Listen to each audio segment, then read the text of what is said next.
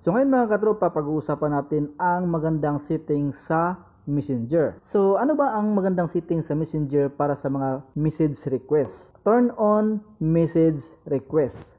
So ano ba ito mga katropa? Para ito sa mga hindi natin kilalang mga tao na gusto mag-message sa atin. So hindi sila basta-basta makapag-message sa atin kung i-turn on natin ito. Except lang sa ating mga friends. So open natin ang Messenger.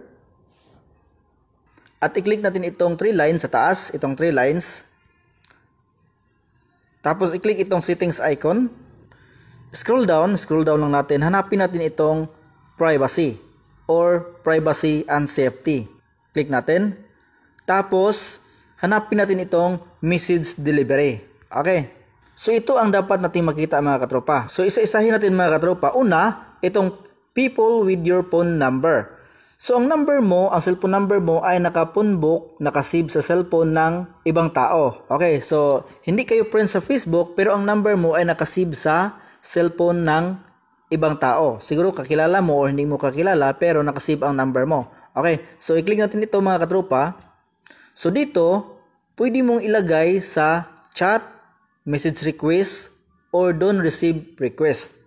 Okay, so sa akin mga katropa ay message request. So kapag nag-message siya sa akin, ay pwede kong basahin muna ang kanyang message dito sa message request. At hindi niya alam na binasa ko na hanggang hindi ako nag-reply. So pwede kong i-ignore or pwede kong replyan. So depende na sa inyo mga katropa kung message request or hindi talaga kayo makareceive ng mga message galing sa mga taong nakapunbok ang inyong cellphone number. Or click nyo itong chat kung gusto ninyong direct chat pero sa akin ay message request lang. Okay. So back tayo. So dito naman sa friends of friends on Facebook. Click natin. Sa mga friends natin, mga friends ng friends natin, hindi natin friends pero friends ng friends natin. So ilagay natin sa message request. So ganun pa rin mga katropa pero depende na sa inyo kung direct chat.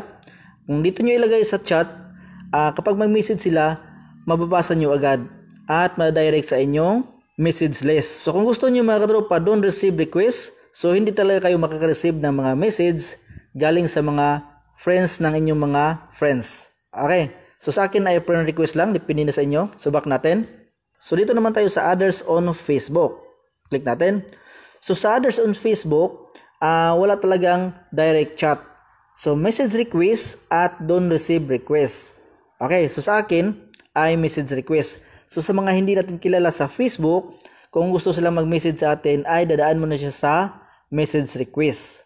Or kung gusto niyo, don't receive request, so hindi talaga kayo makareceive ng mga message galing sa mga strangers or mga taong hindi nyo kilala sa Facebook. So sa akin ay message request lang.